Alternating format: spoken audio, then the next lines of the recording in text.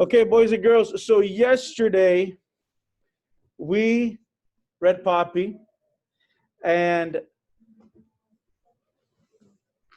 Poppy and Mr. Okax had another close call.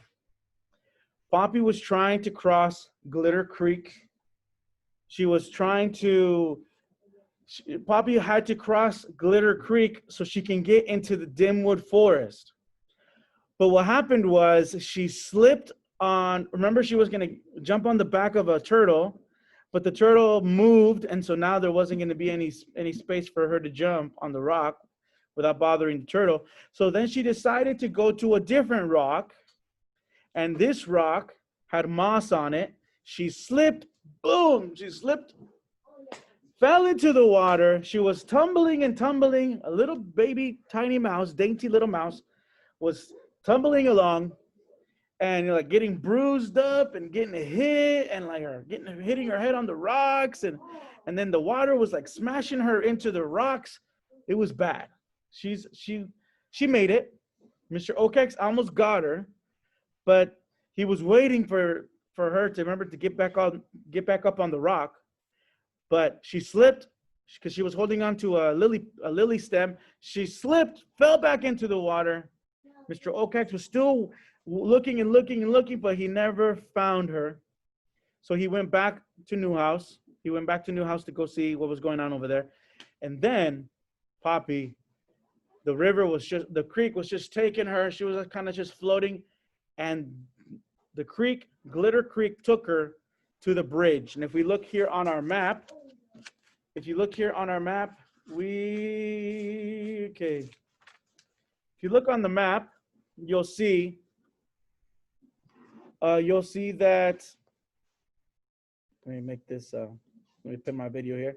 If you look on the map, you'll see it took her all the way down to the bridge, but right next to the bridge is Mr. Okax's watching tree, and that's not good. That's not good. And so right now we are on page, I think I lost my page.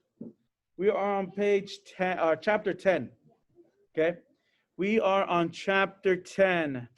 And like I said, we are going to have just the right amount of days for us to finish Poppy, just in time for you to take your AR test, okay?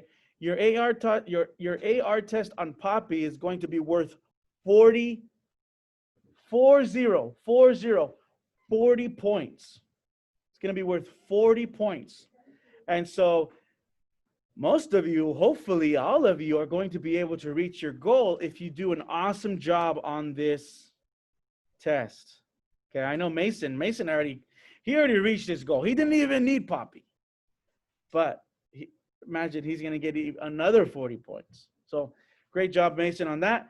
And some of you too are really close. So, but this one should definitely help you and get closer to your goal. That doesn't mean that you stop taking AR tests. You still have to take AR tests every day, 2 or 3 times a week. But this will definitely give you a big boost. Okay. It's like putting gasoline on fire, or yeah, it just goes boom. All right. So today I'm going to teach you that we as readers, we collect evidence, okay? We collect evidence. And we're not going to do as much of the writing that we have done in the past, only because we're kind of doing this in a kind of a fast way. So we're not going to do as much of the writing in our reading notebook, just because I want to make sure we get to the actual, to actually finishing this book, okay?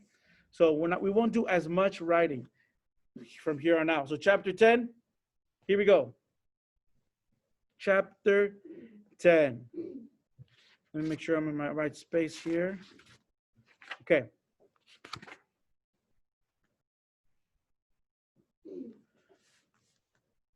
Poppy searched desperately for a place to hide.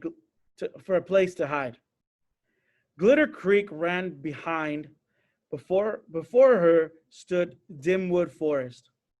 There was little choice. She plunged among the shadowy tree trunks and began running wildly. Her only desire to put as much distance between herself and Mr. Okax's tree as possible. It did not take long before an exhausted Poppy had to stop. Her sides ached. I don't know if you've ever like ran a lot or just been, just running really fast and then your side hurts. Oh yeah, that hurts really bad. Okay. So that's what's happening to Poppy right now. She was hot and cold all at the same time, all at once. Her heart felt as though it would break out through her ribs. Gasping for breath, she crept beneath a leaf, then peered about to see where she had come. It was as if the sun had been stolen. Only thin ribbons of light seeped down through the green and milky air syrupy with the scent of pine, huckleberry, and juniper. From the rolling, emerald-carpeted earth, fingers of lacy ferns curled up above which the massive fir and pine trees stood, pillar-like, to support an invisible sky, hovering over everything. She was as silent, over everything was a silence as deep as the trees were tall. Poppy gazed at it in awe. She was not sure what she'd thought. Dimwood Forest, she was not sure what she'd thought Dimwood Forest would be like. She knew only that she'd never imagined it so vast, so dense, so dark. The sight made her feel immensely isolated and small. Feeling small made her part of all she saw. Being part of it made her feel immense. It felt so terribly confusing. The silence was broken by the sound of sharp tapping. Poppy ducked, but nothing happened. From another direction came a yelp. Whoop! A screech. Ee! Poppy shivered. Closer still was the smothered scurry of something slithery and unseen. A tree groaned. A branch snapped. There was the passing scamper of little feet. Poppy's heart raced just as fast. She could only guess what animals were making such sounds. Automatically, she thought of porcupines, recalling vividly the frightening picture her father had shown the family.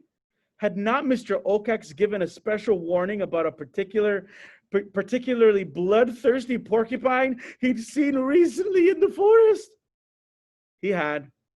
Poppy grew even more tense. She had to find a place to regain her composure. So boys and girls, right now, when Poppy felt that her heart was racing, she grew tense. Does anybody know what tense is? What is tense, Lila?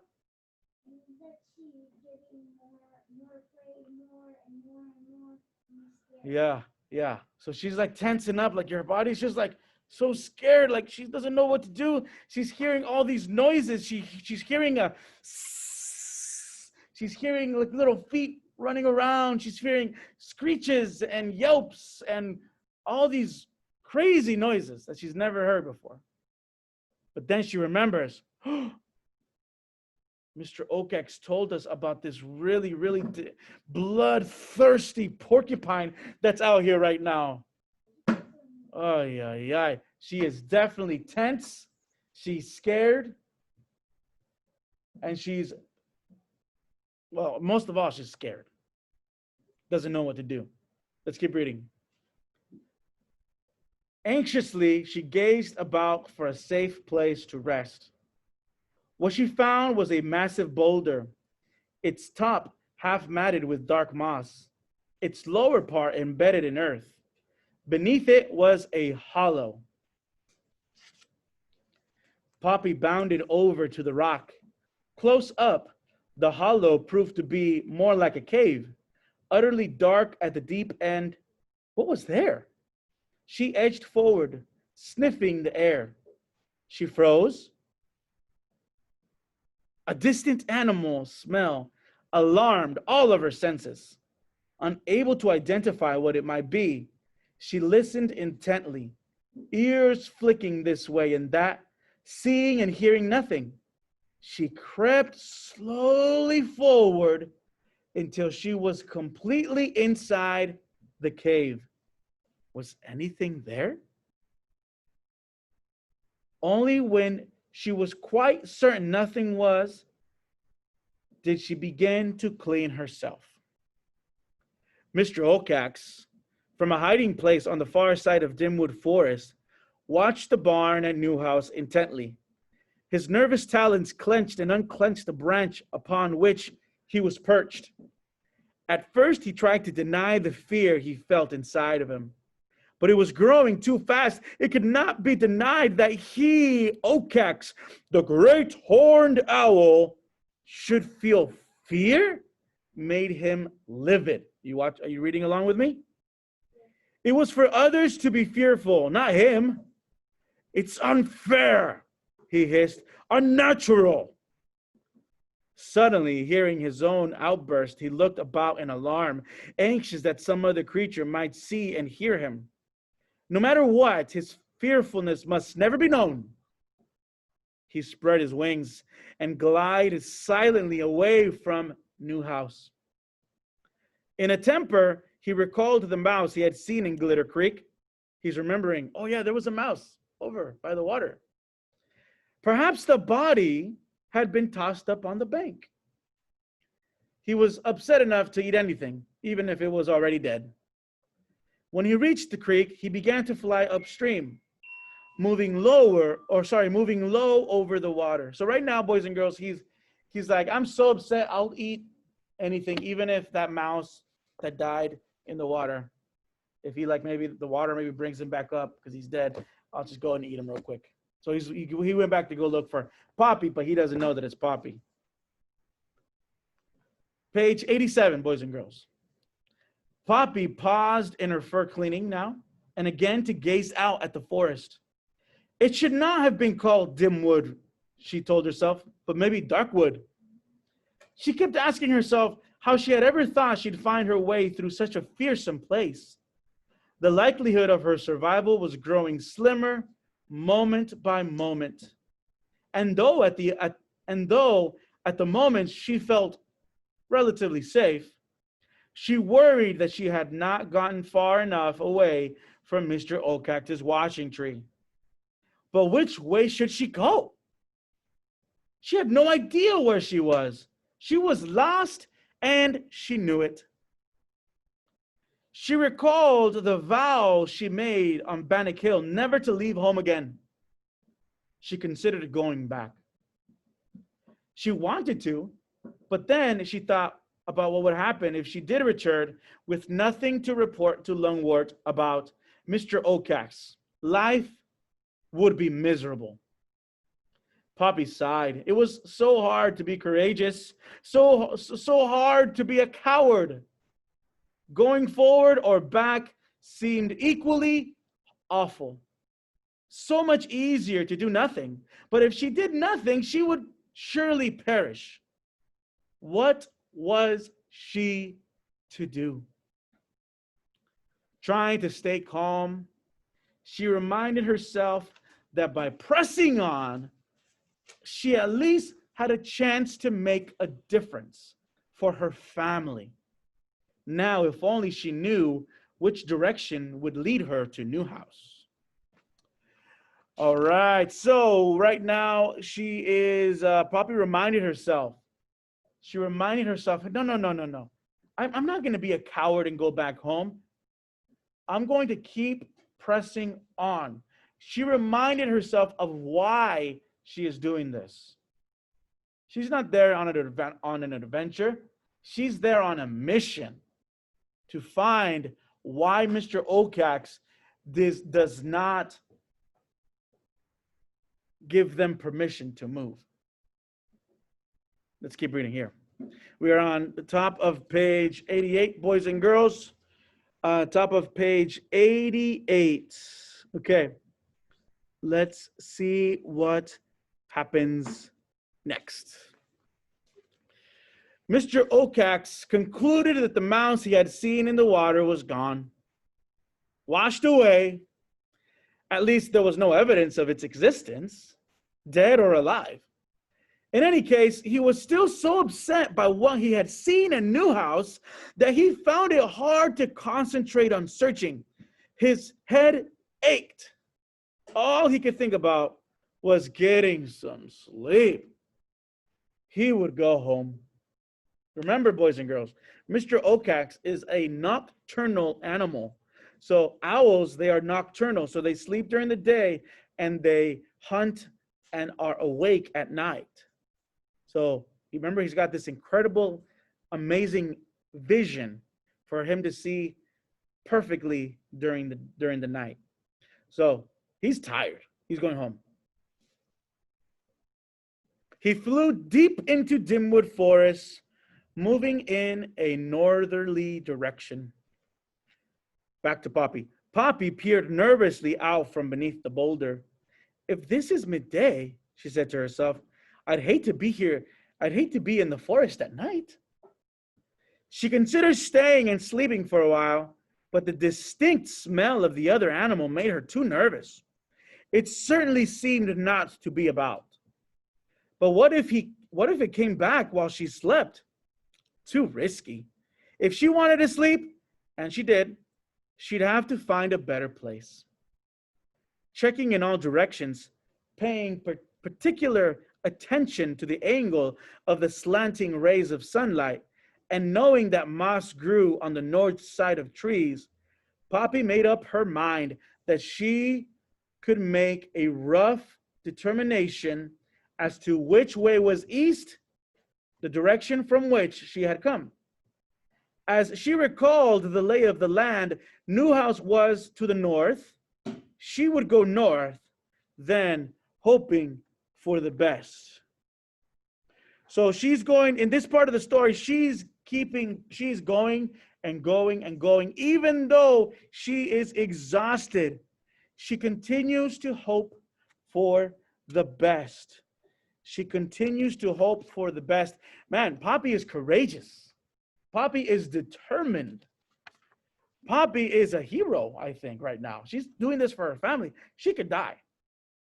She could die if something goes really, really wrong. She could die. Okay, let me see. I mean, we only have 9 minutes. I'm not sure if let's read one more chapter here and then, or the rest of this chapter, and then we'll start on chapter 11 tomorrow, okay? Mr. Okax came to rest on the gray, lifeless tree. A snag. That was his nest. With its top broken off, the snag rose twice as high as a blackberry bush from the ground. A high hole served as an entrance to its hollowness. For a while, the owl sat at the edge of his nest and stared moodily before him, thinking about what he had seen at Newhouse. Just to think about it made him tense. He felt he was in grave danger. The question was, what kind of danger? Was he about to lose his food? Would he have to fight? If he did, he knew he might be defeated. If he was defeated, would he have to move to another territory? Was there anything he could do about the situation? It was all so painful to contemplate. Fretful, the owl scanned his neighborhood, paying special attention to a very large hollow log on the ground not far from his snag. Its ancient thick bark was rust-colored and encrusted with yellow fungus that looked like stubby angel wings. A clutch of pale mushrooms grew from the rotting soil around it. Just the thought of the creature who had recently come to live in the log made Mr. Okax angry. It was as if the whole world were ganging up on him. Too tired to think about that now, Mr. Okax dropped down into his nest, feeling safe there. He did not take long to fall into a restful sleep. Poppy made her way northward through the forest in short runs. She could only hope she'd chosen the right direction. Sometimes she paused to eat, but she felt too insecure to stop for long. Her toes ached with tension. An hour later, Poppy stopped to nibble on some pine seeds. As she ate, she noticed a huge log partly embedded in the earth, covered with yellow fungus. It seemed very old, and it appeared to be hollow. Poppy considered it. If the log was unoccupied, it might be the perfect place for her to rest with safety. Boys and girls, did you catch that? Mr. Okax said, Mr. Okax was in his nest. He looked out of his nest, and there was, he was paying special attention to a log, a hollow log that had yellow fungus. And now Poppy is saying, she's made her way northward. She noticed a log partly embedded in the earth, covered with yellow fungus. It seemed old and appeared to be hollow. Poppy considered it. If the log was unoccupied, it might be the perfect place to rest for the day. That log is right next to Mr. Okax's his nest. Oh boy. Then she noticed, listen. Then she noticed the remains of a large gray tree. Its top was gone, and it had a hole on its side. It might be safer than the log. But after studying it, Poppy decided the hole was too high for her to climb to. The log would be better. Ay, ay, ay. Poppy almost considered going into Mr. Okax's nest to take a nap. Oh. Wary, she crept forward. The closer she came to the log, the stronger grew a scent unfamiliar to her. She sensed trouble. She was still sniffing when she heard the sound of a twig snapping behind her. She spun about and gasped. A red fox, long bushy tail swishing back and forth, was trotting in her direction, its sharp nose to the ground. Poppy understood immediately. The fox was following her scent. Turning back, Poppy took a flying leap that landed her right at the log's open end. The fox, hearing and then seeing her, barked sharply and closed in, its lips drawn back from its sharp teeth. Poppy stood trembling before the log. Every instinct in her body warned her not to enter. There was no time to waste. She dived into the log with yellow fungus. The fox stuck its nose in after her, its barking booming about Poppy like a cannonade. Trying to get away, she moved deeper into the musky dark. Suddenly she stopped. At the far end of the log, she heard the distinct sound of heavy breathing. It was exactly what she had feared. Another creature was already in the log. Hastily, she turned toward the log opening. She never reached it. The fox's lolling red tongue and sharp white teeth barricaded the way. Poppy stared back into the darkness, the log's darkness. The breathing and rattling were drawing nearer. She was trapped. Put your bookmarks in, boys and girls. So right now, Poppy found a red fox. The fox chased her into the log. Poppy did not want to go into the log because there was a weird smell, but she did not want to go in, but the fox was coming. So she goes into the log. She tries to get to the back of the log, all the way on the inside of the log, but then she hears heavy breathing. And she's like, oh no, there's somebody in here. So she tries to run out of the log, but the red fox was already there, blocking her way. So now there's a red fox, Poppy in the middle, and then another animal coming towards her. Oh, yay! All right. Boys and girls, thank you for watching. Gabriel, Alana, Stephanie, Kyra, Maribel, Esmeralda. It was great seeing your beautiful faces. I miss you. We miss you. We're going to say bye to our friends.